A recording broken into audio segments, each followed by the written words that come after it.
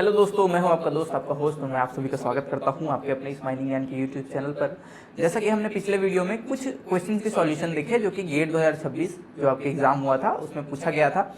हमें कुछ क्वेश्चंस और मिले हैं मेमोरी बेस्ड, जो कि बहुत सारे जगहों से हमने लिया है। उसी कुछ सॉल्यूशन भी हम इस लेक्चर में डिस्कस करने वाले हैं कि क्या क्या उनके आंसर्स, कैसे उनके सॉल्यूशन होने वाले हैं। तो ये जो है ये जो सब्जेक्ट्स हैं आपके ventilation, hazards, planning, surface environment, इनमें से कुछ क्वेश्चन जो हमें मिले हैं, इन सब्जेक्ट के क्वेश्चन इस लेक्चर में हम लोग देख रहे होंगे। ठीक है, तो चलिए बिना किसी देरी के स्टार्ट करते हैं कि क्या क्या आपका क्वेश्चन है। ठीक है, तो क्या दिया है, ये एक क्वेश्चन है, ये किसका क्वेश्चन है, तो ये वेंटिलेशन का क्वेश्चन है। ठीक है, क्या बोल रहा है चलिए देखते हैं। अ main mechanical ventilator installed for an underground mine. क्या दिया है, एक मैकेनिकल वेंटिलेटर बोल रहा है इंस्टॉल किया गया है एक अंडरग्राउंड माइन में, जो कि प्रेशर डेवलप करता है 25 mm वाटर गॉज का। कितने का? 25 mm वाटर गॉज का प्रेशर जनरेट करता है। ठीक है, आगे क्या दिया है, नेचुरल वेंटिलेशन प्रेशर जो है 15 mm वाटर गॉज है। ठीक है, acting in the mine aids the ventilation, और बोल रहा है कि नेचुरल वेंटिलेशन जो है फैन के प्रेशर के साथ ऐड होता है। ठीक है, आगे क्या है, एंड द टोटल क्वांटिटी जो कि फ्लो कर रहा है यहाँ पे वो है 500 मीटर क्यूब पर मिनट। ठीक है, of air is circulated in this mine. Okay, considering the same natural ventilation pressure adding the ventilator, the pressure required in mm water gauge to generated by the ventilator to calculate 1000 meter cube per second per minute. Sorry, अब इस question में बोल क्या रहा है, अब इस question में बोल रहा है, सिंपल समझते हैं वो बोल क्या रहा है। तो सबसे पहले क्या है, इस माइन में कुछ फैन लगा है, उसका प्रेशर है, एक फैन का प्रेशर है। ठीक है, और क्या है, नेचुरल वेंटिलेशन प्रेशर है। ठीक है, दोनों दिया है, मतलब टोटल प्रेशर क्या होगा इस माइन में, PF प्लस NVP, ये टोटल प्रेशर हो जाएगा इस माइन में, है ना। और बोल रहा है शुरू में जब 25 mm वाटर गॉज और 15 mm वाटर गॉज है, तब क्वांटिटी कितना फ्लो कर रहा है, तो 500 meter cube per minute flow कर रहा है। और बोल रहा है कि मैं फैन के प्रेशर को कितना इंक्रीज करूं, मतलब मेरा जब मैं फैन इंस्टॉल करूंगा तो फैन का प्रेशर को मैं कितना बढ़ाऊं या फिर कितना रखूं कि मेरा क्वांटिटी फ्लो जो है बढ़ जाए और कितना हो जाए, 1000 मीटर क्यूब पर सेकेंड हो जाए। ठीक है, पहले 500 था, अब मेरे को 1000 करना है, उसके लिए मेरे को फैन का प्रेशर कितना रखना पड़ेगा, वो ये पूछ रहा है। ठीक है, तो चलिए सिंपल तरीके से सॉल्व करके जल्दी से देखते हैं इसका आंसर क्या होने वाला है। ठीक है, तो सबसे पहले क्या दिया है यहाँ पे, सबसे पहले दिया है जो फैन का प्रेशर जो पहले था, पहले जो फैन का प्रेशर है वो कितना है, बोल रहा है 25 mm water gauge, 25 mm water gauge. ठीक है, और नेचुरल वेंटिलेशन प्रेशर जो है यहाँ पर वो है 15 mm वाटर गॉज। ठीक है, तो सिंपल कैलकुलेशन के लिए मैं क्या करता हूँ, इन दोनों को पहले पास्कल में चेंज कर लेता हूँ, mm वाटर गॉज को मैं पास्कल में चेंज कर लेता हूँ। ठीक है, सिंपल, अगर आप चेंज नहीं करोगे उस केस में भी बन जाएगा, पर चलो उसी केस से देखते हैं कि चेंज हमें नहीं करना है तो क्या होगा। ठीक है, तो इस टोटल प्रेशर इस माइन के अंदर क्या हो जाएगा, टोटल प्रेशर इस माइन के अंदर क्या हो जाएगा, PF प्लस NVP। ठीक है, मतलब टोटल हो गया यहाँ पे 40 mm water gauge, 40 mm water gauge यहाँ पे प्रेशर है, टोटल प्रेशर। ठीक है, टोटल प्रेशर है। ठीक है, अब हम लोग क्या जानते हैं, कि जो प्रेशर माइन का होता है, टोटल प्रेशर जो माइन का प्रेशर होता है वो क्या होता है, Q के डायरेक्टली प्रोपोर्शनल होता है। ठीक है, टोटल प्रेशर जो है क्वांटिटी के डायरेक्टली प्रोपोर्शनल होता है। तो टोटल प्रेशर यहाँ पे है क्या, टोटल प्रेशर यहाँ पे फैन का pressure plus natural ventilation pressure है, directly proportional to Q square है। ठीक है, directly proportional to Q square है। पर ये किसके लिए है, जब हम लोग पहले केस की बात कर रहे हैं। पहले केस में क्या है, मान लो फैन का PF 1 है, जो कि कितना दिया है मुझे, 15 mm वाटर गॉज है, हम लोग वैल्यू रखेंगे। मान लो पहले जब मैंने फैन का प्रेशर नहीं बढ़ाया है तो PF 1 है, उस समय Q1 हो रहा है, Q1 क्या हो रहा है, फ्लो हो रहा है। आफ्टर जो मैंने फैन का प्रेशर बढ़ा दिया, कितना सर्कुलेट करने के लिए, 1000 मीटर क्यूब सर्कुलेट करने के लिए, तो उसको मैं मान लेता हूँ PF2 plus natural ventilation pressure same रहेगा बोल रहा है। ठीक है, ये डायरेक्टली प्रोपोर्शनल होगा Q2 के, जो कि मैंने बढ़ा के कितना कर दिया है, 1000 कर दिया है। ठीक है, अब जब मैं दोनों को डिवाइड करूंगा, तो क्या होगा, PF1 plus NVP divided by PF2 plus NVP is equals to Q1 का स्क्वायर और डिवाइडेड बाई Q2 का स्क्वायर। ठीक है, तो इसमें मुझे किस किस चीज का वैल्यू पता है, इसमें मुझे किस किस चीज का वैल्यू पता है, PF1 का वैल्यू पता है, NVP का वैल्यू पता है, ठीक है, और Q1 का भी वैल्यू पता है। Q1 क्या था, 50 मतलब 500 मीटर क्यूब पर मिनट था, तो यहाँ पे क्या कर दूंगा 500 हो गया। इसको मैं किसमें पूछा है, मीटर क्यूब पर मिनट में है, तो हम लोग यूनिट चेंज नहीं करते, जरूरत नहीं पड़ेगी, ठीक है। चलो तो PF1 कितना था मेरे पास 25 प्लस NVP कितना था 15 mm वाटर गॉज, ठीक है। फैन का प्रेशर मुझे निकालना है, फैन का प्रेशर मुझे निकालना है PF2 का, किसके लिए, 1000 क्वांटिटी फ्लो करवाने के लिए। NVP इसका 15 ही है, ठीक है।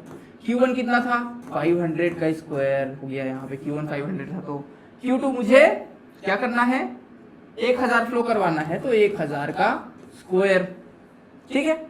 इसको जब हम लोग कैलकुलेट करेंगे इधर उधर करके, इसको जब हम लोग कैलकुलेट करेंगे तो PF एक ही वेरिएबल बचा है, तो PF2 को जब हम लोग निकालेंगे यहाँ से तो 145 mm वाटर गॉज आएगा।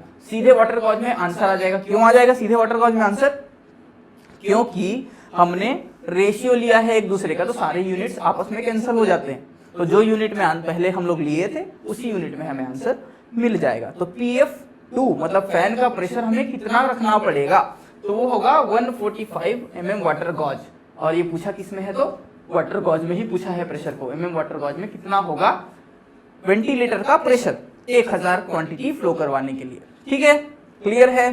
तो 145 mm वाटर गॉज उसका प्रेशर रहेगा। चलो बढ़िया, ठीक है। तो अगला क्वेश्चन लिखते हैं।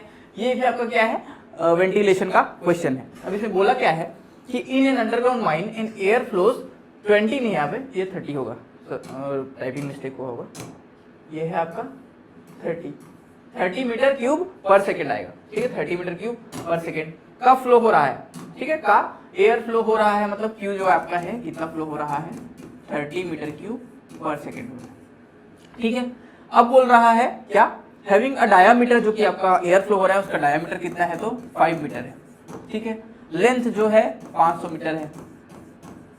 Assume there is no change in surface characteristics, मतलब बोल रहा है सरफेस कैरेक्टरिस्टिक्स सेम है, मतलब के जो है आपका सेम रहेगा, ये सरफेस का जो रफनेस वगैरह है सब सेम है, ठीक है। तो बोल रहा है find the diameter of opening required to double the quantity, तो अब बोल रहा है कि मुझे डायामीटर को कितना रखना चाहिए नए के लिए जो मैं कर रहा हूं, किस चीज के लिए, क्वांटिटी को डबल करने के लिए, मतलब 30 से 60 मीटर क्यूब पर सेकेंड करने के लिए मुझे डायामीटर को कितना करना पड़ेगा, ठीक है। जबकि क्या बोल रहा है, प्रेशर सेम है, मतलब पहले जो प्रेशर था वो भी और बाद का जो प्रेशर है वो भी दोनों सेम होने चाहिए, तो कितना मैं डायामीटर को बढ़ाऊं, ठीक है।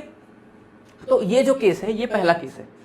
अब प्रेशर में कैसे निकालता हूं, तो KS/Q² से निकालता हूं, जो कि क्या है एटकिंसंस इक्वेशन है, ठीक है। तो दोनों तरफ के प्रेशर को मैं इक्वेट कर दूंगा, क्योंकि प्रेशर इक्वल है, और डायामीटर को जो एक वेरिएबल बचेगा उससे मैं कैलकुलेट कर दूंगा। तो चलो ट्राई करते हैं, ठीक है। लेफ्ट हैंड साइड में पहला कंडीशन रहेगा, राइट हैंड साइड में दूसरा कंडीशन रहेगा। अब पहले कंडीशन के लिए के क्या है, तो के तो सेम ही रहने वाला है, के है, दोनों तरफ के सेम रहेगा, ठीक है।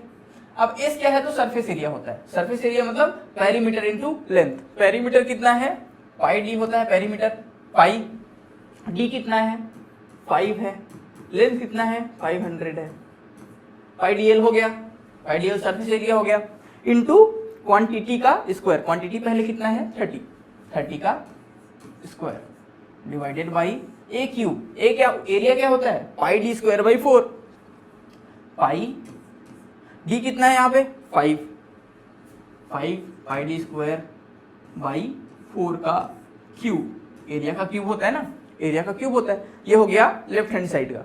अब जो नया कंडीशन आएगा उस कंडीशन में भी प्रेशर सेम होना चाहिए बोल रहा है, तो इसका क्या होगा के पाई इंटू डायामीटर, मुझे नहीं पता है, डायामीटर ही तो निकालना है, डायामीटर निकालना है, ठीक है, इंटू लेंथ, इसका भी 500 है, कोई चेंज नहीं है लेंथ में, ठीक है, इंटू कितना क्वांटिटी करना है मुझे 60 करना है, तो 60 का स्क्वायर हो जाएगा, divided by pi D square, D मुझे नहीं पता है अभी, यही डी निकालना है, बाई 4 का क्यूब, ठीक है, का क्यूब, ठीक है।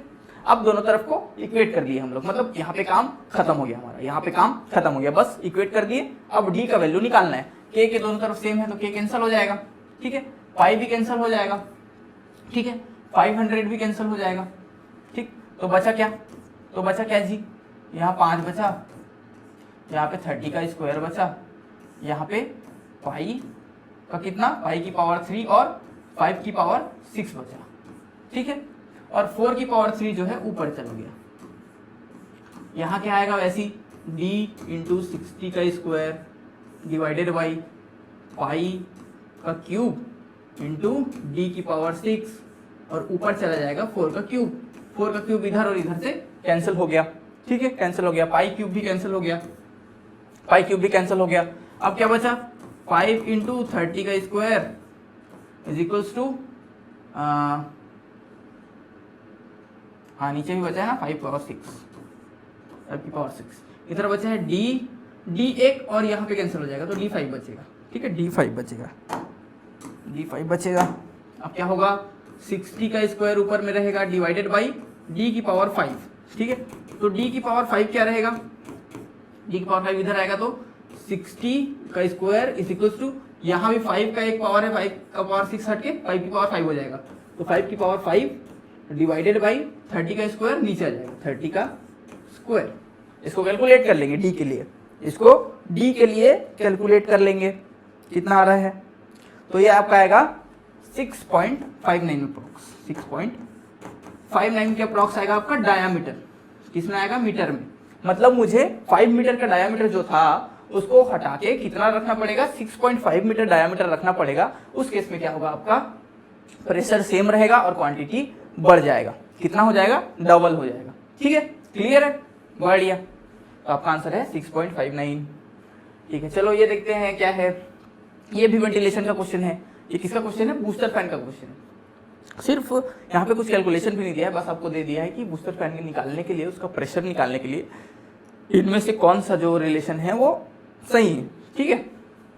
चलो देखते हैं, सर्किट बना लेते हैं। पहले दिया क्या है, दिया है कि एक क्वांटिटी फ्लो हो रहा है, यहाँ पे ऊपर एक है जिसका रेजिस्टेंस है यहाँ पे RA और यहाँ पे क्वांटिटी फ्लो कितना है QA, ठीक है। दूसरा है ब्रांच जिसमें QB फ्लो हो रहा है और इसका रेजिस्टेंस जो है RB है, ठीक, यहाँ पे निकल जा रहा है। तो हम लोग क्या कर रहे हैं, बोल रहे हैं क्वेश्चन में बोल रहा है कि यहाँ पे हम लोग ने क्या किया है, बूस्टर फैन इंस्टॉल किया है। अब बूस्टर फैन इंस्टॉल किया, फिर क्या हुआ है कि ऐसा कंडीशन पे हमने बूस्टर फैन इंस्टॉल किया है कि R1 में जो फ्लो हो रहा है क्वांटिटी वो चेंज नहीं हो रहा है, ठीक है, वो बोल रहा है। इस क्वेश्चन में बोल रहा है पहले क्या था, पहले नॉर्मल Q फ्लो हो रहा था, दोनों ब्रांच में Q फ्लो हो रहा। अभी बूस्टर फैन नहीं लगा है ना, शुरू में क्या है, बूस्टर फैन नहीं लगा है, शुरू में ऐसा समझो बूस्टर फैन नहीं लगा है, नहीं लगा है, ऐसा है, ठीक है। और दोनों के बीच में प्रेशर जो है, दोनों के बीच में प्रेशर जो है वो डेल P है, डेल P है, ठीक है। दोनों के बीच में प्रेशर जो कि सेम है, दोनों में होता ही है, पैरेलल है तो दोनों में सेम होगा। तो डेल P इस कंडीशन में क्या है, डेल P क्या है, RB इंटू QB का स्क्वायर होगा, QB का स्क्वायर होगा इस कंडीशन में, प्रेशर डिफरेंस इन दोनों के बीच में, ठीक है। अब क्या किया है हमने, अब क्या किया है, यहाँ पे एक बूस्टर फैन लगा दिया, ब्रांच B में बूस्टर फैन लगा दिया और ऐसा कंडीशन में लगाया कि A का फ्लो जो है क्वांटिटी फ्लो वो सेम है, A का क्वांटिटी फ्लो सेम है, ठीक है। इस कंडीशन में हमने क्या लगाया, बूस्टर फैन लगाया। तो बूस्टर फैन के लिए जब हम लोग इस ब्रांच में लगाएंगे तो इस ब्रांच का फिर से नया प्रेशर क्या हो जाएगा, जो पहले से प्रेशर था प्लस बूस्टर फैन का प्रेशर ऐड होगा, ठीक है, ठीक है। अब क्या होगा, जो RB रेजिस्टेंस उसका है वो तो रहेगा ही, लेकिन बोल क्या रहा है क्वेश्चन में, नया फ्लो जो है, नया फ्लो जब बूस्टर फैन लगने के बाद उसमें क्वांटिटी फ्लो होगा उसको हम लोग बोलेंगे QB डैश। तो QB डैश का स्क्वायर हो जाएगा ये, ठीक है। तो इवासी बोलता हूँ, बूस्टर फैन लगने से पहले प्रेशर ये था, बूस्टर फैन लगने के बाद प्रेशर ये आ गया, ठीक है। तो अब दोनों रिलेशन मेरे पास आ चुके हैं, दोनों रिलेशन मेरे पास आ चुके हैं, तो दोनों को आपस में मैं डिवाइड कर देता हूँ। इक्वेशन 2 को इक्वेशन 1 से डिवाइड कर देता हूँ। तो del P plus PF divided by del P is equals to RB into QB के डैश का square divided by RB into QB का स्क्वायर। तो RB कैंसिल आउट हो गया, RB कैंसिल आउट हो गया ना, ठीक है। तो इसको जब मैं PF को सॉल्व करूंगा यहाँ से, तो ये डेल P उधर जाएगा, डेल P ये आएगा आपका QB का डैश डिवाइडेड बाई QB का होल स्क्वायर माइनस ये जो P है ये डेल P उस तरफ चला जाएगा डेल P, ठीक है। तो ये हो जाएगा आपका perfect relation del P into Q B dash divided by Q B. तो del P into Q B dash divided by Q B, ये भी हो जाएगा आपका सही आंसर। अगर ऑप्शन में आपको सही नहीं दिख रहा है ठीक से तो ये होगा आपका रिलेशन, जो आपने मार्क किया होगा तो याद होगा, del P into Q B dash divided by Q B का whole square minus del P, ठीक है। ये होगा आपका सही रिलेशन। ठीक है जी, बढ़िया, क्लियर है, बहुत बढ़िया, समझ में आया, एक नंबर। चलो नेक्स्ट, अब क्या बोला है, ये एक फायर डैम का क्वेश्चन है, ठीक है। फायर डैम का क्या बोला है, in a fire damp explosion the methane concentration is methane air mixture is, कितना होगा बोल रहा है, मतलब एक मीथेन एयर का मिक्सचर बनेगा जिसमें मीथेन का परसेंटेज कितना होना चाहिए पूछ रहा है, ठीक है। जिसमें पूछ रहा है मीथेन का परसेंटेज जो है वो तुम्हारे पास कितना होना चाहिए। तो इस क्वेश्चन के लिए हमें क्या करना होता है, इस क्वेश्चन के लिए हमें एक्सप्लोजन जब होता है तो उसका एक रिएक्शन होता है कि क्या होता है, जब मीथेन एयर में रिएक्ट करता है, ऑक्सीजन के साथ रिएक्ट करता है, तब एक्सप्लोजन होता है ना, तब एक्सप्लोजन होता है। तो इसके लिए एक इक्वेशन ये होता है कि जब मेरा जो मीथेन है वो ऑक्सीजन के साथ रिएक्ट करता है, ऑक्सीजन के साथ रिएक्ट करता है तो कार्बन डाइऑक्साइड बनाता है और पानी बनाता है, ठीक है, पानी बनाता है। तो अगर इस इक्वेशन को बैलेंस करने जाएंगे तो इधर 2 ऑक्सीजन है, इधर 3 ऑक्सीजन है, तो इसको 4 कर देंगे और इधर भी 4 हो जाएगा, हाइड्रोजन 4 कार्बन 1, बैलेंस हो गया, इक्वेशन बैलेंस हो गया।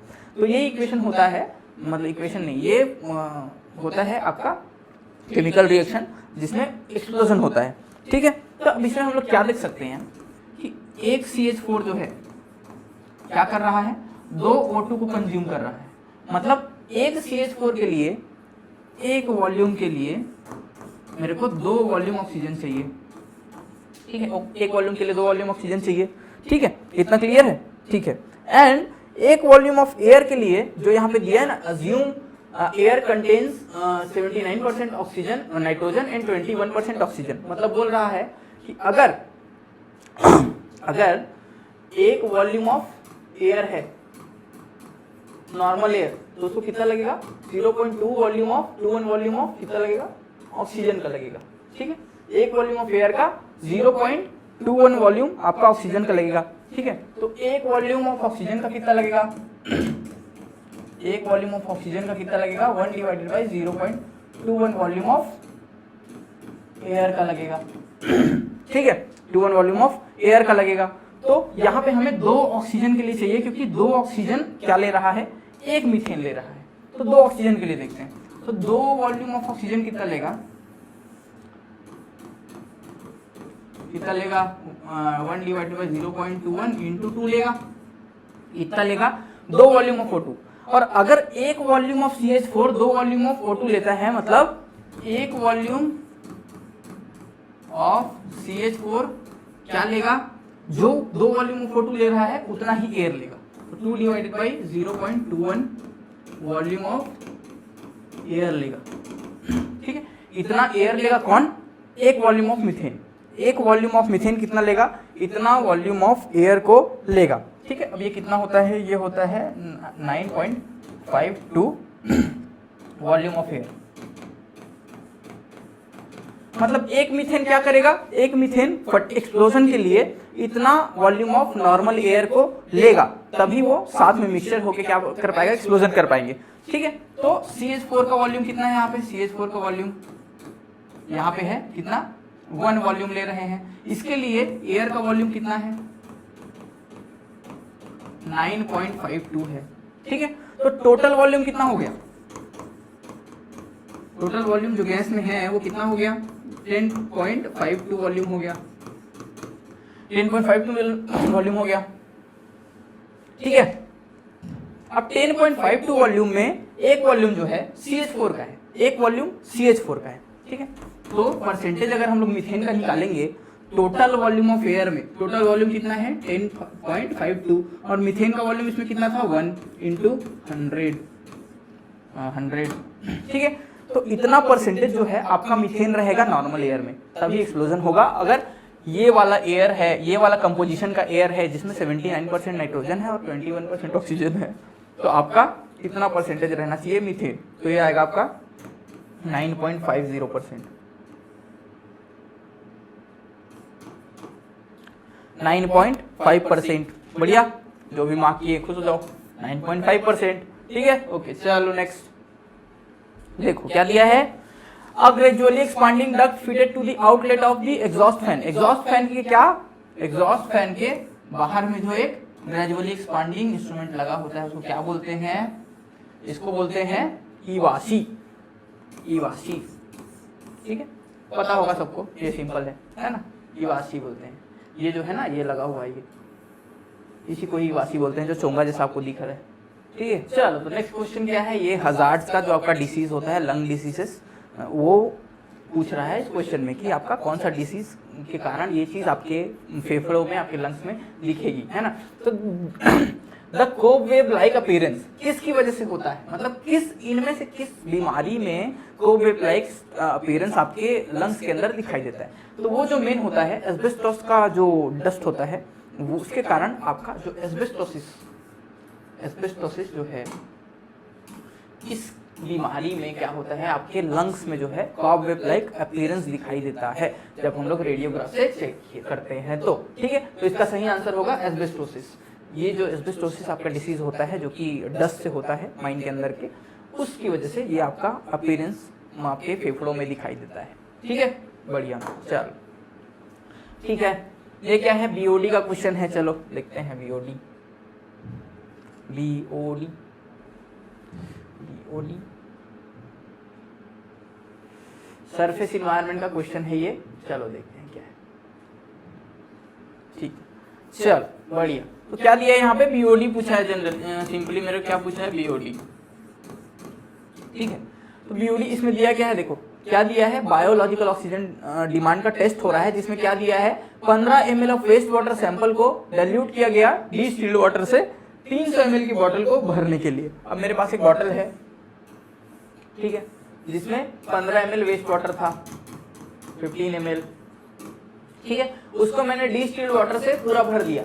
ये 300 ml का बोतल है जिसको मैंने पूरा भर दिया, तो पूरा वॉल्यूम इसका क्या हो जाएगा, 300 ml।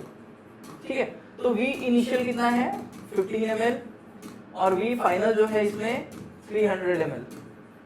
ठीक है, और बीओडी में निकालता कैसे हूँ, तो dissolved oxygen initial minus dissolved oxygen final divided by कितना, मिक्सिंग फैक्टर। मिक्सिंग फैक्टर क्या होता है, V initial divided by V final. V initial कितना है 15, फाइनल है 300। ठीक है, तो डिसॉल्व्ड ऑक्सीजन इनिशियल कितना है, देखो the dissolved oxygen levels before and after incubation is 9.2 milligram and 4.4 milligram. तो पहले है बोल रहा है बीओडी ना, बीओडी पहले है बोल रहा है 9.2 मिलीग्राम एंड बाद में है 4.4 milligram divided by mixing factor. Mixing factor कितना है 15, और 300 जो है ऊपर चला जाएगा 300। ठीक है, इसको सीधे कैलकुलेट कर लेंगे तो हमारा आंसर आ जाएगा सीधे सीधे, तो यह आएगा आपका 96 मिलीग्राम पर लीटर आंसर आ जाएगा इसका। तो इसमें बीओडी जो है आपका होगा 96 मिलीग्राम पर लीटर। ठीक है, क्लियर, बढ़िया बढ़िया। चलो ये नेक्स्ट क्वेश्चन क्या है, ये अगला क्वेश्चन है आपका प्रेशर गैस लॉ पे, सिंपल गैस लॉ पे आपका क्वेश्चन है। ठीक है, क्या दिया है यहाँ पे, एक क्लोज सर्किट ब्रीथिंग ऑपरेटस है जो कि क्या है, 2 लीटर ऑक्सीजन कंज्यूम करता है, कितना, 2 लीटर ऑक्सीजन कंज्यूम करता है, कितने में, 200 बार प्रेशर में, जो कि बहुत ज्यादा प्रेशर होता है ना। तो ब्रीथिंग ऑपरेटस है जो कि 2 लीटर ऑक्सीजन 200 बार प्रेशर पे स्टोर करके रखा हुआ है। और क्या बोल रहा है, if minor consumes O2, O2 का कंजप्शन जो है, कंजम्पशन वो है 2 लीटर पर मिनट है। मतलब एक इंसान जो है 1 मिनट में 2 लीटर ऑक्सीजन कंज्यूम करता है, लेकिन वो अगर बाहर में कंज्यूम कर रहा है तो एटमॉस्फेरिक प्रेशर पे कंज्यूम करेगा। ये जो भरा हुआ है 200 बार के प्रेशर पे भरा हुआ है, लेकिन एटमॉस्फेरिक प्रेशर पे कंज्यूम करेगा जब आदमी कंज्यूम करेगा। ठीक है, तो मैं क्या जानता हूँ, सिंपल यूनिटरी मेथड देखेंगे, ज्यादा डिफिकल्ट नहीं बनाएंगे इसको। एक एटीएम जो होता है, एक एटमॉस्फेरिक प्रेशर जो है वो होता है 1.013 बार। ठीक है, सिंपल 1.013 बार होता है एक एटमॉस्फेयर में। ठीक है, तो एक बार क्या होगा, एक बार जो है 1 डिवाइडेड बाई 1.013 एटमॉस्फेरिक प्रेशर होगा। ठीक है, तो 200 बार मतलब क्या होगा, 200 बार जो होगा वो होगा 1 डिवाइडेड बाई 1.013 इंटू 200 इतना ATM, ठीक है। तो ये आएगा कितना, इसको कैलकुलेट करते हैं, आएगा कितना, तो ये आएगा आपका 197.43 इसका एटमॉस्फेरिक प्रेशर आएगा। अगर 200 बार की मैं बात कर रहा हूं तो, ठीक है, 200 बार मतलब इतना एटमॉस्फेरिक प्रेशर, ठीक है। अब मैं सिंपल गैस लॉ से क्या जानता हूं, P1 V1 is equals to P2 V2, ठीक है। प्रेशर पहले जितना था, वॉल्यूम पहले जितना था, इज इक्वल्स टू प्रेशर पहले जो बाद में था, वॉल्यूम जो बाद में था, ठीक है। तो प्रेशर कितना था पहले कितना है बोल रहा है 197.43 ATM के प्रेशर पे वॉल्यूम कितना था, 2 लीटर था ऑक्सीजन का, ठीक है, इज इक्वल्स टू प्रेशर बाद में कितना रहेगा, बाद में कितना रहेगा, 1 ATM रहेगा, 1 ATM रहेगा नॉर्मल एटमॉस्फेयर में, इनटू इसका वॉल्यूम कितना रहेगा, तो वॉल्यूम मुझे निकालना है, ठीक है। वॉल्यूम कितना वो बन जाएगा, है ना, नॉर्मल एटमॉस्फेयर में आके वो कितना वॉल्यूम बना लेगा, तो इसको सीधे 2 से मल्टीप्लाई कर देंगे तो कितना आएगा, V2 कितना आएगा आपका, V2 आएगा 394.86 लीटर। इतना लीटर आपके पास नॉर्मल एटमॉस्फेयर में ऑक्सीजन है, ठीक है, इतना है, ठीक है। अब मैं क्या जानता हूं कि आदमी क्या करता है, 1 मिनट में कितना कंज्यूम करता है, कितना कंज्यूम करता है, 2 लीटर कंज्यूम करता है, ठीक है। तो 1 लीटर कितने में कंज्यूम करेगा, 1 लीटर कंज्यूम करेगा आधा मिनट में, ठीक है। और कितना टोटल है मेरे पास लीटर, 394.86 लीटर है मेरे पास, 394.86 लीटर को वो कितने देर में कंज्यूम करेगा, तो वो 1/2 इंटू 394.86 इतने में कंज्यूम करेगा, इतने मिनट में। कितना मिनट आएगा ये, 197.43 मिनट में कंज्यूम करेगा, 197.43 कितना, 197.43 मिनट में कंज्यूम करेगा टोटल ऑक्सीजन को। मतलब अगर आदमी एक है जो 2 लीटर ऑक्सीजन को पर मिनट में कंज्यूम करता है, तो वो क्या करेगा, पूरा जो ऑपरेटस में जितना आपका ऑक्सीजन भरा हुआ है उसको 197 मिनट तक वो कंज्यूम कर पाएगा, ठीक है। लेकिन इस क्वेश्चन में एक स्पेशल बात ये था, समझने वाला, याद करने वाला, कि इसमें बोला था, आपको बोला गया था कि आंसर जो है मुझे इंटीजर में बताओ, आंसर जो है मुझे इंटीजर में बताओ, लेकिन आंसर तो इंटीजर में नहीं आ रहा है, आंसर इंटीजर में नहीं आ रहा है। तो दिक्कत, कभी कभी क्या करते हैं, ये चीज ध्यान देना, कभी कभी क्या करते हैं, कैलकुलेशन सिंपल बताने के लिए ना, एक ATM को एक बार ही ले लेते हैं, सीधे सीधे, कभी कभी कैलकुलेशन के लिए एक ATM को एक बार ले लेते हैं। तो उस, अगर हम लोग उस वे में सॉल्व करेंगे तो एक बार इज इक्वल्स टू 1 ATM हो जाएगा। तो उस कंडीशन में इसका आंसर क्या आएगा, 200 लीटर ही आएगा, 200 मिनट ही आएगा, 200 मिनट ही इसका आंसर आ जाएगा अगर मैं एक ATM को एक बार लेता हूं तो। लेकिन क्योंकि हम लोग को सॉल्यूशन करना है, तो आइडियल जो होता है रिलेशन, उसके बेसिस पे हम लोग यहाँ पे सॉल्यूशन कर रहे हैं, ठीक है। तो उस कंडीशन में अगर ये लेते हैं तो इसका आंसर होगा 197.43। अगर उसने ये कंडीशन लिया होगा तो 200 मिनट तक ऑक्सीजन कंज्यूम हो पाएगा, ठीक है। चलो बढ़िया, नेक्स्ट, चलो नेक्स्ट। तो ये क्या है, 10th क्वेश्चन, क्या दिया इसमें, underground mine atmosphere it the alcohol of kata thermometer took 60 second to fall from 38 degree to 35 degree. मतलब 38 डिग्री सेल्सियस से 35 डिग्री सेल्सियस गिरने के लिए वो क्या लगा रहा है, 60 सेकंड का समय लगा रहा है। कितना लगा रहा है, 60 सेकंड का टाइम लगा रहा है, ठीक है। अब काटा फैक्टर ऑफ द थर्मोमीटर, काटा फैक्टर ऑफ द थर्मोमीटर क्या बोलते हैं, के, कितना होगा, कितना दिया है, 450 मिली कैलोरीज सेंटीमीटर का -2 का पावर, ठीक है, ये दिया है। बस इसमें यूनिट का खेल है और कुछ का खेल नहीं है, ठीक है। चलो, तो मैं क्या जानता हूं, सबसे पहले कूलिंग पावर पता होना चाहिए मुझे। कूलिंग पावर होता क्या है, तो कूलिंग पावर क्या है, कूलिंग पावर क्या होता है, K डिवाइडेड बाई T। अब K क्या है, तो 450, T है यहाँ पे 60, ठीक है। तो 450 डिवाइडेड बाई 60 तो आया, लेकिन किसमें आया, ये किसमें आया, मिली कैलोरी सेंटीमीटर का -2, और नीचे टाइम है तो सेकंड का इनवर्स इसमें आया है।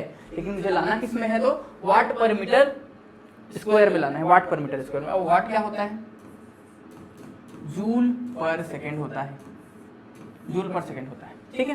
तो सेंटीमीटर को मुझे सेंटीमीटर को मीटर में चेंज करना है और बाकी जो कैलोरीज है उसको वाट में चेंज करना है, जूल पर सेकेंड लाके, ठीक है। तो सबको चेंज करने की कोशिश करते हैं।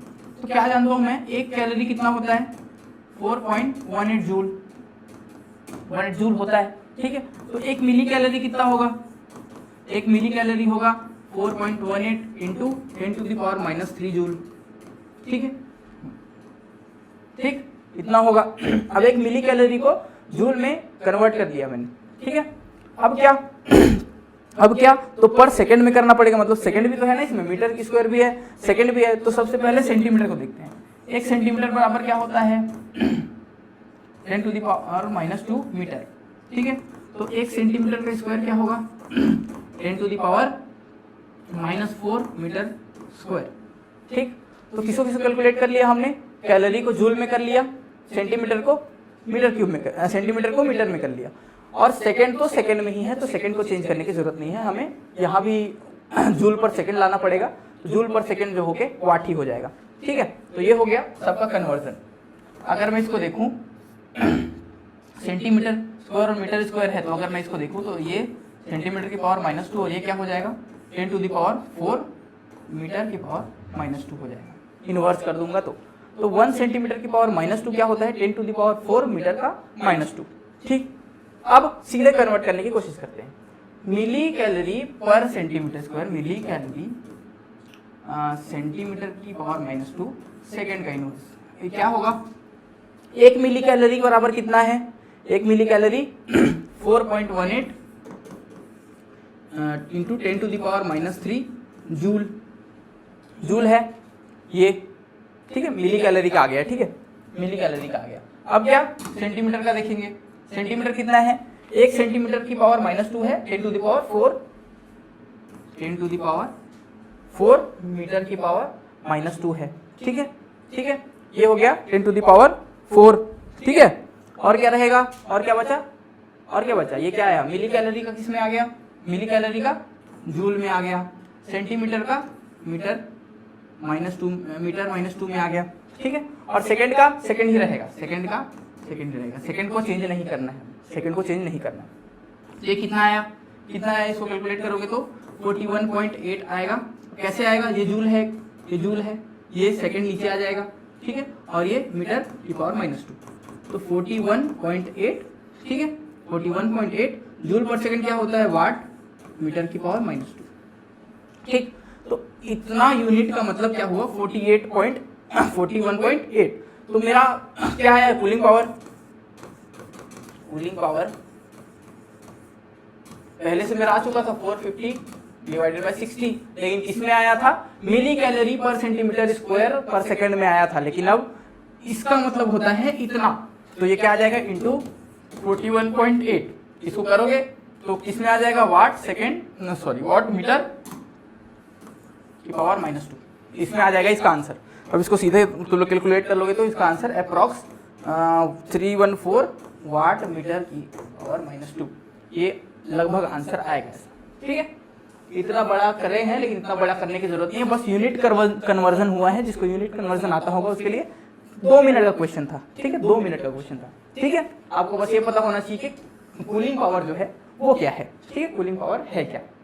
चलो नेक्स्ट ये क्या है, सिस्टम इंजीनियरिंग का क्वेश्चन है, ठीक है। यहाँ पे दिया है नेटवर्क डायग्राम, चलो मैं नेटवर्क डायग्राम बना लेता हूँ यहाँ पे, ठीक है। चलो नेटवर्क डायग्राम 1 2 4 5 6, ठीक है। नीचे भी एक गया है 1, यहाँ पे आया 3, यहाँ पे आया 6, ठीक है, 1 2 4 5, यहाँ पे 3 है, यहाँ पे 6 है, ठीक है। तो क्या दिया है यहाँ पे पी क्यू कोऑर्डिनेट में दिया है, पी दिया है आपका क्या टाइम ड्यूरेशन, और क्यू दिया है आपका स्टैंडर्ड डेविएशन, ठीक है। तो यहाँ का टाइम और स्टैंडर्ड डेविएशन दिया है, यहाँ पे दिया है 12 0 15 1 18 2, यहाँ दिया है 6 और 2, यहाँ दिया है 23 4 और यहाँ 27 3। तो सबसे पहले तो दोनों में से एक क्रिटिकल पाथ होगा, वो देख लेते हैं क्रिटिकल पाथ कौन है। तो सबको जोड़ो, 12 15 कितना हुआ 27 और 18 27 और 18 45, 45 और 6 51, इससे आ रहा है 51, इससे आ रहा है 51 डेज। नीचे वाले से चेक करो, 23 प्लस 27 आ रहा है 50 डेज। तो मतलब मीन ड्यूरेशन इसका क्या होगा, मीन टाइम जो होगा इसका 53 डेज होगा, ठीक है, 53 डेज होगा इसका, ठीक है। तो क्रिटिकल 51 डेज होगा ना, 51 डेज होगा, जो कि ऊपर से आ रहा है। तो क्रिटिकल पाथ क्या होगा इसका, ये क्रिटिकल पाथ होगा, ठीक है। अब क्रिटिकल पाथ में हमको क्रिटिकल पाथ का क्या है, स्टैंडर्ड डेविएशन बताना है इस प्रोजेक्ट का, इस प्रोजेक्ट का स्टैंडर्ड डेविएशन बताना है हमें, ठीक है। जब प्रोजेक्ट का स्टैंडर्ड डेविएशन बताते हैं तो क्रिटिकल पाथ का स्टैंडर्ड डेविएशन बताते हैं। अब स्टैंडर्ड डेविएशन क्या होता है, सारे वेरिएंस का रूट जो कि यहाँ क्रिटिकल पाथ में आया है, ठीक है। तो सिग्मा 1 2 का स्क्वायर प्लस सिग्मा कहाँ 1 2 गया है, 2 से 4 गया, फिर ठीक 2 से 4 का स्क्वायर प्लस सिग्मा 4 से 5 का स्क्वायर प्लस सिग्मा 5 से 6 का स्क्वायर, ठीक है। और सबका क्या दिया है, वेरिएंस नहीं दिया है ना, सबका स्टैंडर्ड डेविएशन दिया है। तो स्टैंडर्ड डेविएशन क्या होता है, सिग्मा, और वेरिएंस होता है सिग्मा स्क्वायर, ठीक है। तो सब सिग्मा का यहाँ पे दिया गया है सिग्मा, हमें क्या लिखना है, सिग्मा स्क्वायर लिखना है। तो ओवरऑल स्टैंडर्ड डेविएशन क्या होगा, सबका वेरिएंस का स्क्वायर का मतलब स्क्वायर के टोटल का स्क्वायर रूट, ठीक है। तो क्या है ये वाला 0 का स्क्वायर प्लस 1 का स्क्वायर प्लस इधर क्या स्टैंडर्ड डेविएशन, तो 2 का स्क्वायर है, वेरिएंस इसका और उसका है 2 का स्क्वायर, ठीक है। सबको ऐड करेंगे तो क्या आएगा यहाँ पे, सिग्मा इक्वल टू रूट 9 आ जाएगा, तो ये हो जाएगा 3। तो पूरे प्रोजेक्ट का आपका जो स्टैंडर्ड डेविएशन है, पूरे प्रोजेक्ट का स्टैंडर्ड डेविएशन क्या है आपका 3 है, तो इसका आंसर होगा 3 ओवरऑल प्रोजेक्ट का स्टैंडर्ड डेविएशन, ठीक है। चलो इसका आंसर है 3। चलो नेक्स्ट, ये है आपका माइन इकोनॉमिक्स और प्लानिंग का मिक्स क्वेश्चन, दोनों से रिलेटेड है। बॉक्स मॉडल का क्वेश्चन है प्लानिंग का, लेकिन इसमें नेट प्रेजेंट वैल्यू भी हमसे पूछा हुआ है, ठीक, क्वेश्चन दिख रहा है, ठीक है। चलो लाल से करते हैं। चलो क्या दिया है, एक ब्लॉक इंडेक्स दिया है, ठीक है, एक ब्लॉक मॉडल दिया है, जिसको कैसे दिया है दिखते हैं। An economic block model along with its extraction sequence is given. अब इसका सीक्वेंस दिया गया है सीधे सीधे बॉक्स मॉडल के साथ, कि सीक्वेंस ये दोनों पहले निकलेगा 1 वाला, ठीक है, ऐसे दिया है। The numbers are given at the centre of the block represent the year of extraction, मतलब सेंटर में जो वैल्यू दिए गए हैं वो ईयर ऑफ एक्सट्रैक्शन है, तो ये दोनों साथ में निकलेंगे, फिर 2 2 वाले निकलेंगे, फिर 3 3 वाले निकलेंगे, फिर 4 वाला निकलेगा, ठीक है। और जो कॉर्नर्स में वैल्यू दिए गए हैं, ये छोटे से कॉर्नर में जो है दिख रहा है, कॉर्नर्स में जो वैल्यू दिए गए हैं वो उस ब्लॉक का वैल्यू रिप्रेजेंट करता है, उस ब्लॉक का वैल्यू रिप्रेजेंट करता है, ठीक है। तो बोल रहा है कि अगर हर साल में इतना इतना ब्लॉक का वैल्यू एक्सट्रैक्ट हो रहा है तो उसका नेट प्रेजेंट वैल्यू क्या होगा। तो चलो सबसे पहले ईयर 1 का देखते हैं। ईयर 1 में क्या हो रहा है, ये 2 बॉक्स एक्सट्रैक्ट हो रहे हैं, जिसका वैल्यू है दोनों का, एक का 1 +1 है, दूसरे का भी +1 है, दोनों मिला के हो गया +2, ठीक है। सेकेंड ईयर के लिए क्या होगा, ये और ये 3 बॉक्स है, इसका -1 है, इसका +2 है, इसका -1 है। तो ईयर 2 के लिए -1 +2 -1 कितना हो गया, ये 0। दूसरे ईयर में हमें कुछ भी नहीं मिला। थर्ड ईयर में क्या है, ये -1 -1 +1, y3 में है -1 +1, ये हो गया आपका -1। और फोर्थ ईयर में क्या है, सिर्फ एक बॉक्स है जिसमें +2 लिखा है, तो y4 के लिए क्या हुआ +2, ठीक है। अब इतना हो रहा है, इसका हमें नेट प्रेजेंट वैल्यू बताना है। तो इसको अगर मैं लाइन डायग्राम में लिखूं, तो अगर ये 0 ईयर है, ये 1 है, ये 2 है, ये 3 है, ये 4 है, ठीक है। तो फर्स्ट ईयर में क्या हो रहा है, मुझे मिल रहा है कुछ, +2 मुझे मिल रहा है, तो ऊपर लिख देता हूँ इसको, इसमें मैं 2 लाख मुझे मिल रहा है, 2 लाख, ठीक है। सेकेंड ईयर में मुझे कुछ नहीं मिल रहा है, 0 है। थर्ड ईयर में क्या हो रहा है, मेरा 1 लाख जा रहा है, -1 नीचे की तरफ, मतलब जा रहा है, ऊपर की तरफ मिल रहा है। फोर्थ ईयर में क्या है, मुझे 2 लाख फिर मिल रहा है, 2 लाख मुझे फिर से मिल रहा है फोर्थ ईयर में, ठीक है। अब नेट प्रेजेंट वैल्यू क्या होता है, नेट प्रेजेंट वैल्यू जब हम लोग निकालते हैं, कैसे निकालते हैं, जितना मेरा गया है फर्स्ट ईयर के लिए 1 + i टू दी पावर 1 हो जाएगा, क्योंकि फर्स्ट ईयर में था, सेकेंड ईयर में कुछ नहीं है। थर्ड ईयर में क्या होगा, कितना जा रहा है मेरा, प्लस जा रहा है, तो प्लस नहीं होकर यहाँ पे क्या रहेगा, -1 डिवाइडेड बाई 1 + i की पावर कितना, 3 ईयर है तो यहाँ पे क्यूब प्लस फोर्थ ईयर में मुझे 2 मिल रहा है, प्लस है, divided by 1 plus i to the power 4। अब आई का वैल्यू कितना है यहाँ पे देखो, डिस्काउंटेड रेट यहाँ पे जो है 10% है, 10% है, तो आई की वैल्यू जो हो जाएगी 0.1 हो जाएगी। 10% मतलब 0.1, तो इन प्रेजेंट वैल्यू जब हम लोग निकालेंगे तो 2 divided by 1.1 minus 1 divided by 1.1 का क्यूब प्लस 2 डिवाइडेड बाई 1.1 की पावर 4, ये हो जाएगा। तो इसको कैलकुलेट कर लो, इसको कैलकुलेट कर लो तो सीधे सीधे आपका आंसर आ जाएगा। आपका आंसर जो नेट प्रेजेंट वैल्यू होगा वो होगा 2.429 लैक्स। ठीक है, ये आपका होगा आंसर, मतलब नेट प्रेजेंट वैल्यू आपका आएगा 2.429 लैक्स में आपका आंसर आने वाला है।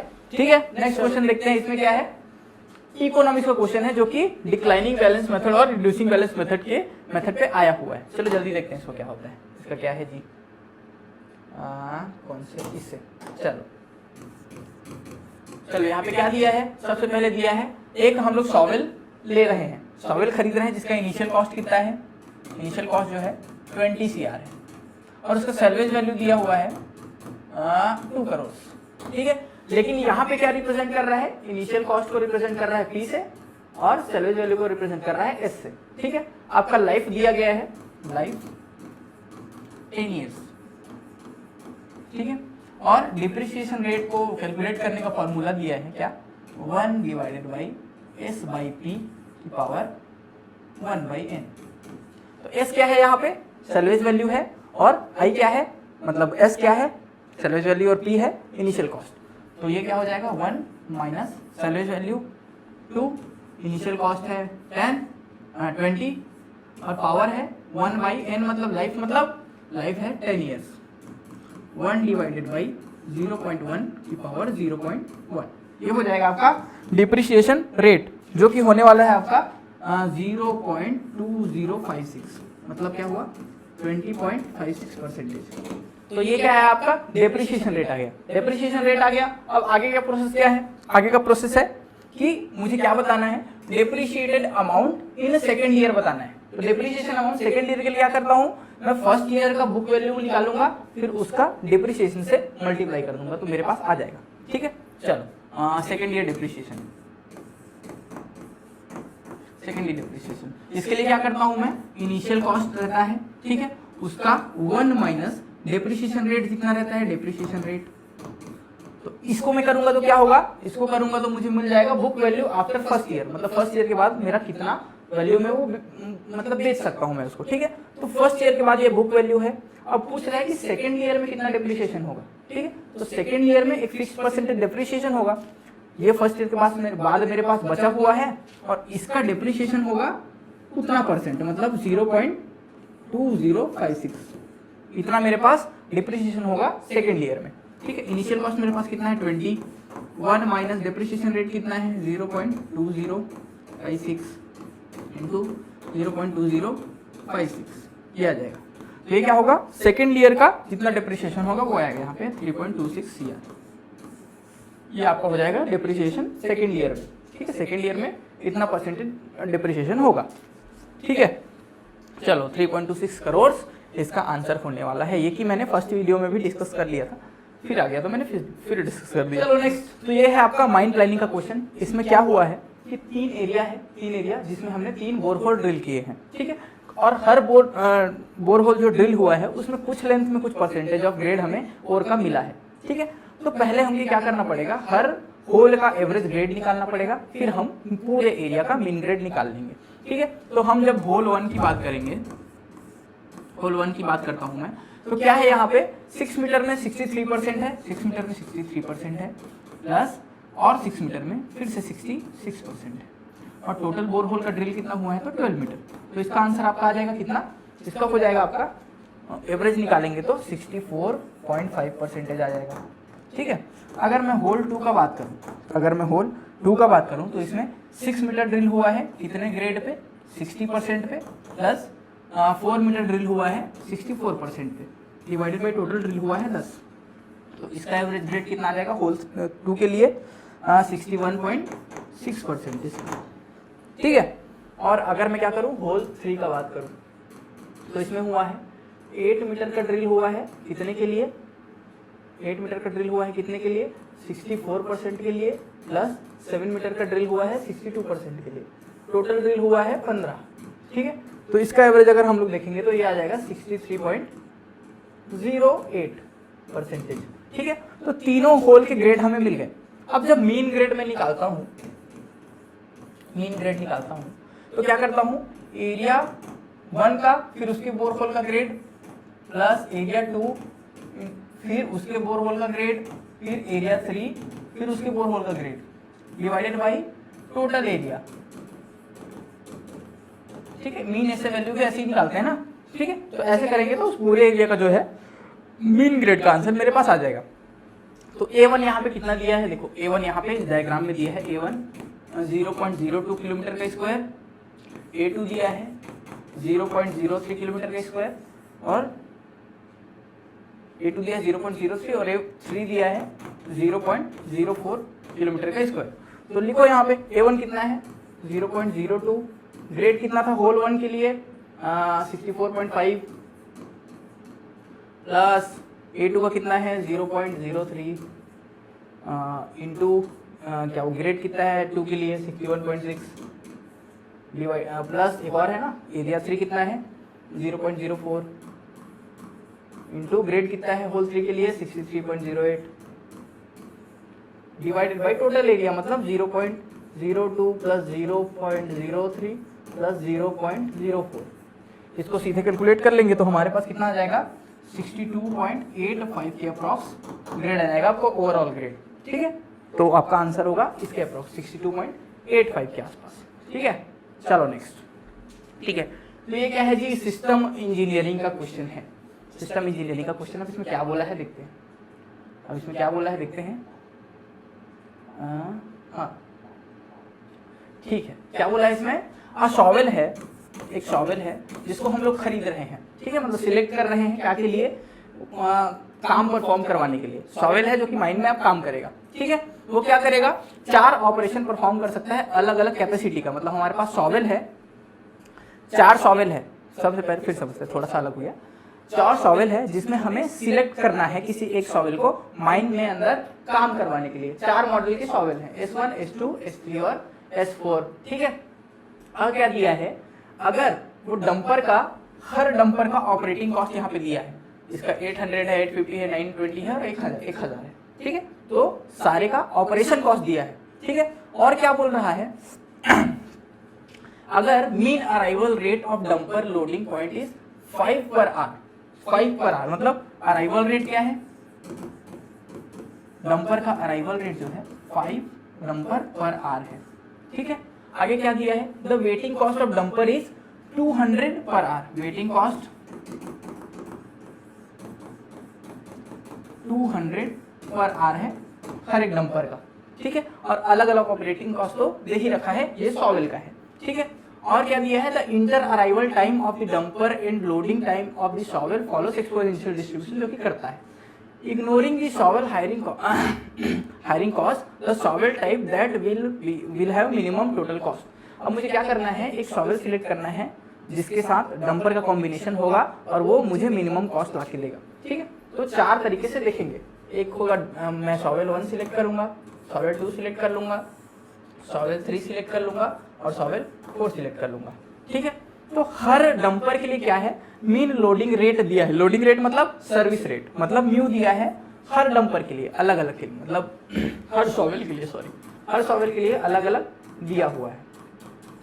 अराइवल रेट तो सेम रहेगा क्योंकि वो डंपर है, लेकिन हर शॉवेल के लिए लोडिंग रेट मतलब सर्विस रेट अलग दिया। सर्विस रेट क्या होता है, म्यू। S1 के लिए म्यू क्या है तो 8, S2 के लिए म्यू क्या है तो 9, S3 के लिए है म्यू 10 और इसके लिए म्यू है 11। ठीक है, इसके लिए म्यू 11 है। ठीक है, अब क्या, टोटल कॉस्ट जब मैं निकालूंगा, टोटल कॉस्ट मैं निकालूंगा तो क्या रहेगा, operating cost plus waiting cost रहेगा। वेट करने का कुछ कॉस्ट लगेगा और ऑपरेट करने का कुछ कॉस्ट लगेगा। तो ऑपरेटिंग कॉस्ट तो सबका दिया हुआ है स्टैंडर्ड। ठीक है, ऑपरेटिंग कॉस्ट सबका दिया हुआ है, मुझे क्या निकालना है, वेटिंग कॉस्ट। ठीक है, वेटिंग कॉस्ट निकालना है। तो वेटिंग कॉस्ट कैसे करेंगे, ये कंसेप्ट समझने वाला है। ठीक है, तो मुझे क्या करना पड़ेगा, हर डंपर के लिए वेटिंग कॉस्ट कैलकुलेट करना पड़ेगा, हर डंपर के लिए। ठीक है, हर डंपर को वेटिंग कॉस्ट क्या है 200 पर आर है, एक आर वेट करने के लिए 200 रुपए लगता है। तो अगर वो लोड हो रहा है या तो लाइन में है या लोड कर रहा है, तो टोटल टाइम उसको जितना भी लगेगा वो उसका क्या है टाइम कंज्यूम हो रहा है वहां पे आगे, ठीक है। तो अगर मैं निकालूं वेटिंग टाइम इन सिस्टम, मतलब कितना टाइम डंपर को सिस्टम में वेट करना पड़ा लोड होते हुए और क्यू में मतलब लाइन में लगे हुए, टोटल टाइम उसको कितना स्पेंड करना पड़ा, वो क्या होता है वेटिंग टाइम इन सिस्टम। ये कैसे निकालते हैं हम लोग, 1 divided by mu minus lambda, ठीक है। हर के लिए वेटिंग टाइम इन सिस्टम अलग अलग होगा। इसके लिए वेटिंग टाइम इन सिस्टम क्या होगा 1 डिवाइडेड बाई कितना म्यू कितना है, इसके लिए 8 है, 8 बाई 8 माइनस 5, और क्या है लेमडा सबके लिए 5 ही है, अराइवल रेट जो है लेमडा 5 ही है, ठीक है। तो इसके लिए क्या हुआ 1/3। इसके लिए क्या होगा वेटिंग इन सिस्टम क्या होगा 1 डिवाइडेड बाई 9 माइनस 5 होगा तो 1/4। ये क्या होगा waiting in system 1 divided by 10 minus 5, ये होगा 1/5, ठीक है। वैसे इसका जब मैं निकालूंगा तो क्या होगा 1 डिवाइडेड बाई 11 माइनस 5 मतलब 1/6।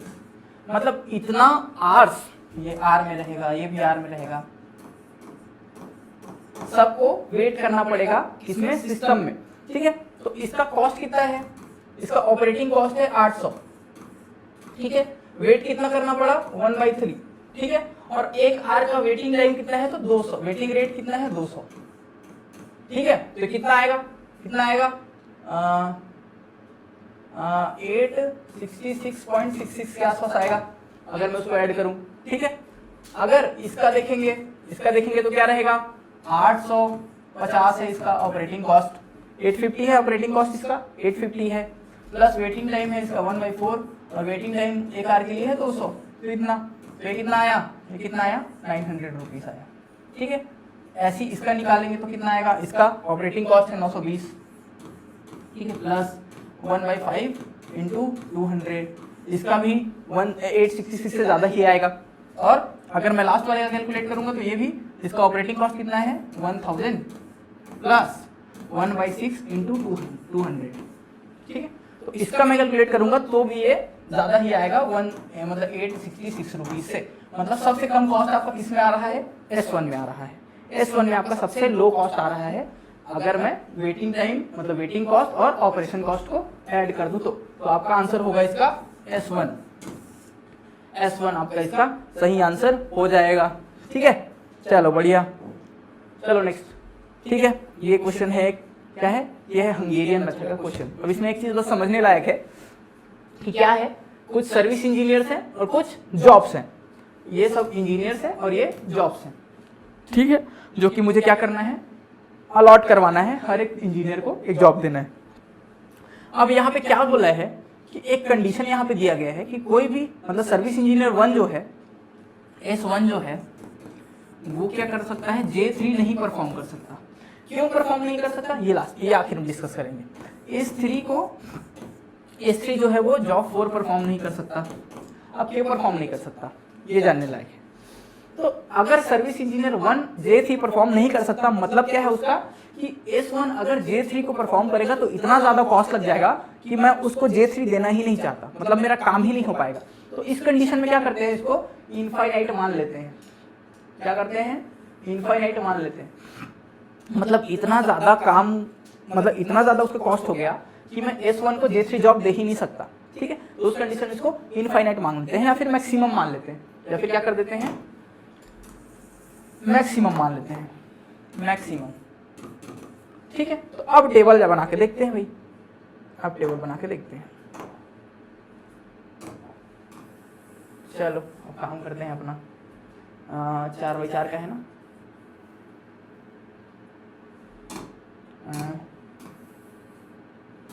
चलो ठीक है। चलो लिखो इसको, क्या दिया है यहाँ पर, क्या दिया है 50, यहाँ पे मैक्सिमम हो जाएगा, यहाँ पे 20, यहाँ पे 70, यहाँ पे 40, 20, 70, 90, 30, 50, मैक्सिमम 70, 20, 60, 30। अब हम लोग नॉर्मल ऑपरेशन परफॉर्म करेंगे जो कि नॉर्मल हंगेरियन मेथड के लिए हम लोग करते हैं। ठीक है, हम लोग नॉर्मल हंगेरियन मेथड के लिए जो करते हैं वो करके देखते हैं। चलो टेबल बनाओ फिर से। सबसे पहले हम लोग क्या करते हैं, रो ऑपरेशन करते हैं। रो ऑपरेशन में क्या करते हैं, रो के सबसे छोटे को सबसे माइनस करते हैं। सबसे छोटा क्या है 20, तो यहाँ पे 30 आ जाएगा, यहाँ भी 30 आ जाएगा। ये मैक्सिमम इनफाइनाइट है, कोई फर्क नहीं पड़ने वाला है, ये 0 हो जाएगा। ठीक है, इसमें सबसे छोटा कौन है फिर 20, तो ये आएगा 50, यहाँ पे आएगा 20, यहाँ पे 0, यहाँ पे 50। ठीक, इसमें सबसे छोटा कौन है तो 30 है, 30 में 0 आ जाएगा, ये 60 आ जाएगा, ये 30 जाएगा, 20 आ जाएगा, मैक्सिमम में कोई फर्क नहीं पड़ेगा। ठीक है, इसमें सबसे छोटा कौन है तो 20 ही है, यहाँ फिर 50 आएगा, यहाँ 20 जाएगा तो 40 आ जाएगा, यहाँ 30 में 20 जाएगा तो 10 आ जाएगा। ठीक है, ये हो गया रो ऑपरेशन। अब क्या करेंगे, कॉलम ऑपरेशन करेंगे। कॉलम ऑपरेशन करेंगे, कॉलम ऑपरेशन में क्या करते हैं, कॉलम के सबसे छोटे को माइनस कर देते हैं सबसे, 2 3 1 2 3। ठीक है, तो कॉलम के सबसे छोटे को माइनस करो। कॉलम में सबसे छोटा कौन है 30, 30 यहाँ पे 0 हो जाएगा, यहाँ पे बचेगा 20, यहाँ पे बचेगा 30, यहाँ पे बचेगा 20। ठीक, यहाँ पे तो 0 ही है सबसे छोटा, तो कोई फर्क नहीं पड़ने वाला है, एज इट इज रहेगा। ठीक है, यहाँ पे 0 फिर भी कोई फर्क नहीं पड़ने वाला क्योंकि मिनिमम 0 है, तो सब में 0 माइनस करेंगे तो कोई फर्क नहीं पड़ेगा। इसमें भी 0 है, 0 50 m 10। ठीक, ठीक है, अब अलॉट करके देखते हैं कौन से रो में एक 0 है, कौन से रो में एक 0 है, इसमें एक 0 है। ठीक है, लेकिन अभी हम लोग अलॉट नहीं कर पाएंगे, जैसा कि मुझे दिख रहा है कि अभी हम लोग अलॉट नहीं कर सकते। तो हमें क्या करना पड़ेगा, हमें क्या करना पड़ेगा, हमें करना पड़ेगा लाइन वाला ओवरलैप, ऐसे ऐसे और ऐसे। ठीक है, अब कन्वर्ट करके देखो इसको, अब कन्वर्ट करके देखो आगे का प्रोसेस क्या होता है। अब हम लोग क्या करते हैं, इसके बाद क्या करते हैं, इसके बाद क्या करते हैं, जो बच गया है उसमें सबसे छोटा को सबसे माइनस कर देते हैं, जो बच गया है उसमें, जैसा कि सबको प्रोसेस पता होगा कौन कौन बच गया है, 20 30 20 50, ये 10। तो 10 सबसे छोटा है तो सबसे माइनस कर दिए जो बचा हुआ है उसमें। ठीक है, m का m रहेगा, 50 का 50 में से 10 गया तो 40 बचेगा, यहाँ 20 में से 10 जाएगा बचेगा 10, 30 में 10 जाएगा बचेगा 20, 20 में 10 जाएगा बचेगा 10। ठीक है, बाकी जगह वही रहेगा, जंक्शंस को छोड़ के, जंक्शंस को छोड़ देंगे 20 0 40। ठीक है, जंक्शन को छोड़ देंगे और बाकी जहाँ पे जंक्शन रहेगा वहाँ पे वो ऐड हो जाता है, तो यहाँ पे ऐड होगा तो कोई फर्क नहीं पड़ेगा, यहाँ भी ऐड होगा तो 40 हो जाएगा। ठीक है, अब अलॉट करके देखते हैं। फर्स्ट जिसमें एक रो में एक 0 है, एक रो एक कॉलम में एक 0 है, उसको अलॉट करेंगे। ये 0 अलॉट हो गया। ठीक है, ये 0 अलॉट हो गया, ये 0 भी अलॉट हो गया, ये 0 अलॉट हो गया तो ये अलॉट नहीं हो सकता। ठीक है, ये अलॉट हो गया तो ये अलॉट नहीं हो सकता, तो ये अलॉट हो गया। ठीक है, 4 0 अलॉट हो गए। अब मैं पहला कॉलम से पहला जो मेरे पास था उससे मैच करके देख लेता हूँ। यहाँ पे क्या है, 0 की जगह 50 है, यहाँ पे 50 है, प्लस ये दूसरे रो में ये तो ये है 20, प्लस ये तीसरे जगह में ये है 30, प्लस ये वाला लास्ट कॉर्नर ये भी है 30। तो कितना आया 70 30 30 130। इसका आंसर आपका होगा 130 आपका हो जाएगा सही आंसर। ठीक है, चलो तो अभी इतना ही रखते हैं, और क्वेश्चन जल्दी आएगा तो जल्दी मिलते हैं अगली वीडियो में। ठीक है, चलो तब तक के लिए थैंक यू सो मच।